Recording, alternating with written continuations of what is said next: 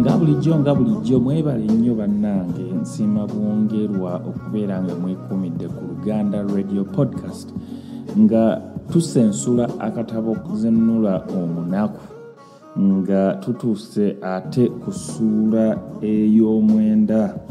Mu ssuula eno tugenda kulaba Zinunula nga amaliriza ebyamutwala gye yagenda ku mitala gye yagenda ate atuuse okuddayo ewaka. Zinunula mu ssuula eziringa emu bbiri awo emabega abadde mu ntalo na Empologoma. Kale twetegeke ate tulabe omutwe guno ogw'omwenda kye gunaatugamba.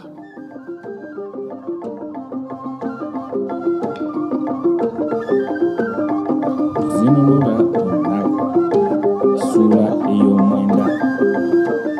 Ettutumu Ly'okutta Empologoma litutuusa Embuga.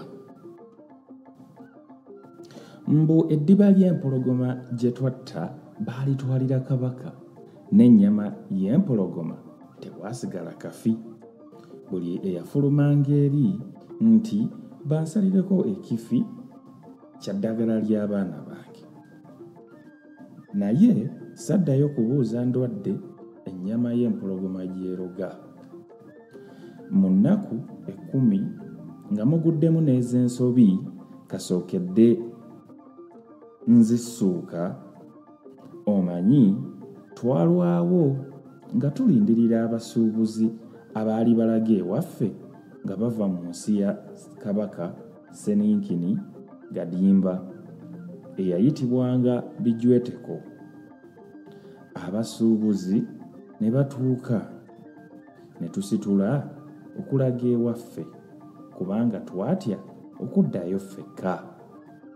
Kye twava tubeesibako ne tugenda nabo, anti ssekawuka kaali kakulumye era ne nali nkirabye. Olwo lwe zaatuukirira ddala.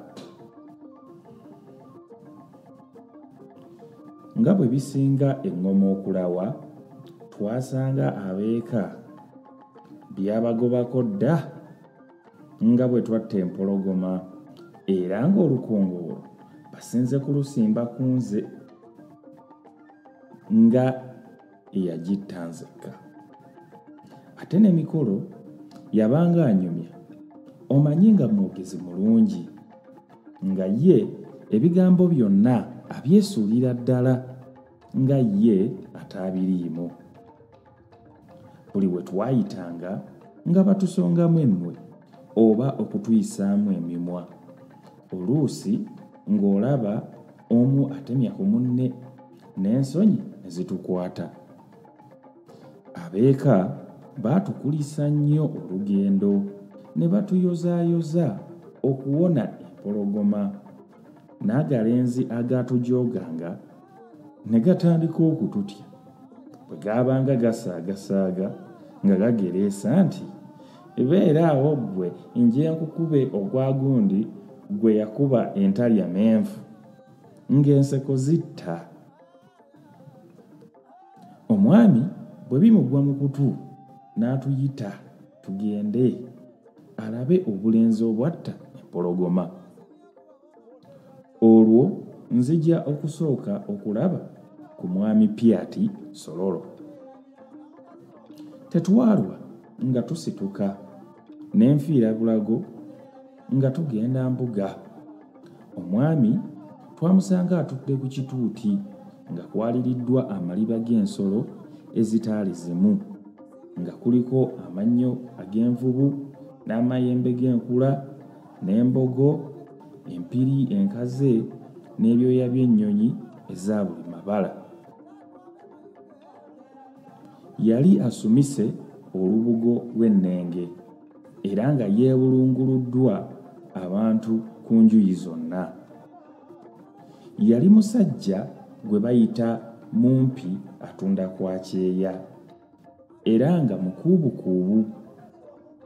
Omutwe gwe gwali gwa kitebe, enviiri za kawemba, emimwa gye gyali gya nsaya, ekifuba kyagaagavu era nga kisibaganye kabamba ggulu ate amaaso nga galuwuka era nga gatunula bijijjidde.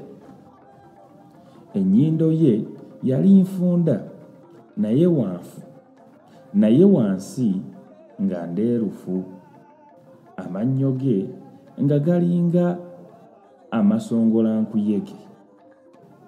Amatu ge nga gaawukana katono nnyo ku maleere. Yalina obusukutu ate ng'ayogera aŋŋoŋootera olw'ekinnyindwa era nga bw'assa omukka afeekeera bufeekeezi. Amagulu gaali ga butagali, ekiwato kyamakudde era nga atuula afutubadde olw'entumba kye yalina. Mu bantu abaali bamwetoolodde neekalirizaako babiri nga ku bo okubonaabona n'oluvannyuma essanyu lyange mwe lyava. Omu yali muwala ate omulala kaali kasajja akaakula nga kannakwale. Omutwe gwako gwali luyijja lwennyini, amaaso nga ga lwenge era nga katunula kamoozoola mamoozoole. Ekirevu kyako nga kye kikasinga obunene, amagulu n'emikono nga minyolo bunyolo gya ŋŋoma ate nga koogera kabundugguka. Kaali kasajja ndalagge. Abantu abamu oba nno baakasalako busazi bigambo lwa kukatya. Baatugamba nti kaali kalogo ate akasezi nga katwala balamu.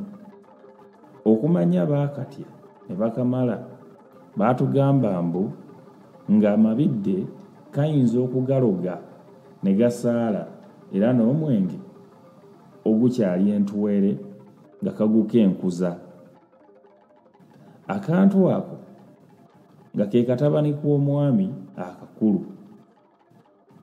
Omwami Pyati Sololo yali mutamunfu eyajjula akazolobo n'embazuulu.